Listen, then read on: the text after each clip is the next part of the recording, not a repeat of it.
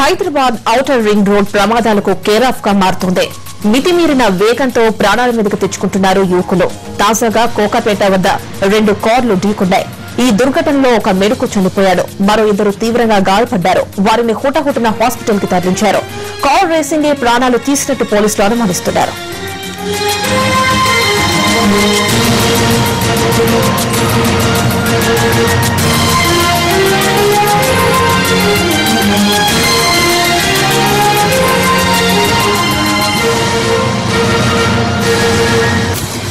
Car racing లో ఈ ప్రమాదం జరిగిందని పోలీసులు అనుమానిస్తున్నారు.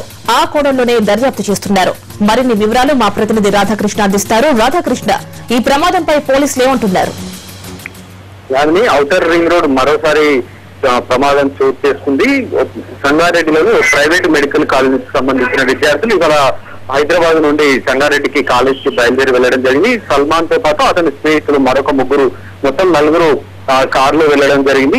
బయలుదేరిన తర్వాత వాళ్ళు ఔటర్ రింగ్ రోడ్ పైకి రావడం జరిగింది. ఔటర్ రింగ్ రోడ్ పై మితిమీరిన వేగంతో వెళ్తున్న క్రమంలో కోకాపేట వద్ద ఎదురుగా పోల్ ఉంది. ఆ పోల్ ని ఢీకొట్టడం జరిగింది. మితిమీరిన వేగం కావడంతో ఒక్కసారిగా కారు అదుపు తప్పి నేరుగా వెళ్లి విద్యుత్ స్తంభాన్ని ఢీకొట్టడం జరిగింది. ఈ సంఘటనలో కారు సుమారు 5 నుంచి 8 వరకు పల్టీలు కొట్టి కారు పూర్తిగా నుజ్జు కావడం జరిగింది. అందులో ఉన్న ఈ స్నేహితులు కూడా కారు నుంచి విసిరి బయటికి పడడం కూడా జరిగింది. ఈ సంఘటనలో సల్మాన్ అక్కడే సంఘటన స్థలంలోనే చనిపోగా మరొక 3 పరిస్థితి కూడా విషమంగా ఉంది. వీళ్ళందరినీ కూడా దచ్చిపోలిలోని ఒక ప్రైవేట్ హాస్పిటల్ కి తరలించారు. అక్కడ వాళ్ళకి అవసరమైన వైద్య సదుపాయాన్ని కూడా అందిస్తున్నారు. ఈ సంఘటనకు మితిమీరిన వేగమే కారణంగా పోలీసులు చెప్తున్నారు. ఎందుకంటే ఒకసారిగా స్పీడ్ వెళ్లడం, కారు స్పీడ్ ని అంచనా వేయకపోవడంతో ఎదురుగా ఉన్న విద్యుత్ స్తంభాన్ని ఢీకొట్టడం జరిగిందనేది పోలీసులు చెప్తున్నారు.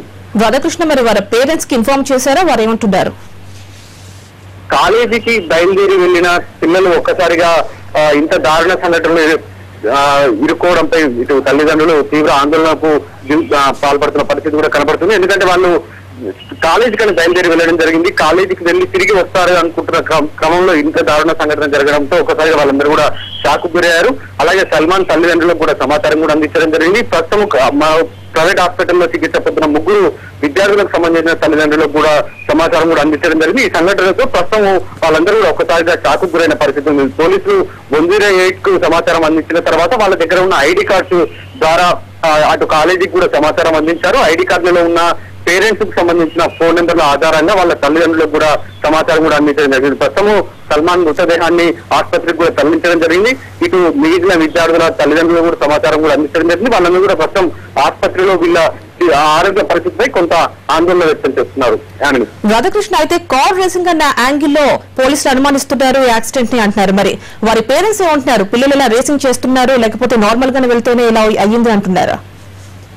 గతంలో కూడా ఓరాడతాయి. ఔటర్ రింగ్ రోడ్ పూర్తిగా కూడా ఎంతో విశాలంగా ఉంటుంది. 4 లైన్ల రోడ్డు ఉండడంతో ఒక్కసారిగా యువకులు వేగంగా కార్లలో వెళ్ళడం అనేది జరుగుతుంది. గతంలో కూడా విద్యార్థులు చాలా మంది బైక్ రేసింగ్ చేస్తూ ఈ ఓఆర్ఆర్పై యాక్సిడెంట్ గురై ప్రాణాలు కోల్పోయిన పరిస్థితి ఉంది. ఈ నేపథ్యంలో సైబరాబాద్ పోలీసులు ప్రత్యేకంగా ఓఆర్ఆర్పై పెట్రోలింగ్ వెహికల్స్ కూడా ఏర్పాటు కూడా చేయడం జరిగింది. అలాగే వీటితో పాటు స్పీడ్ గన్స్ ని తర్వాత ఉన్న 4 లైన్స్ లో కూడా ప్రత్యేకంగా స్పీడ్ లిమిట్స్ కూడా పెట్టడం జరిగింది.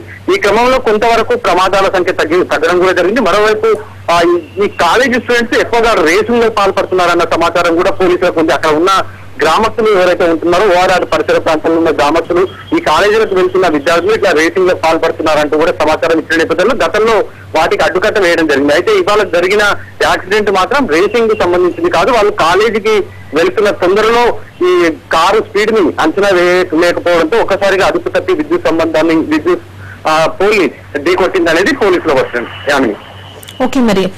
Okay Radhakrishna, thank you.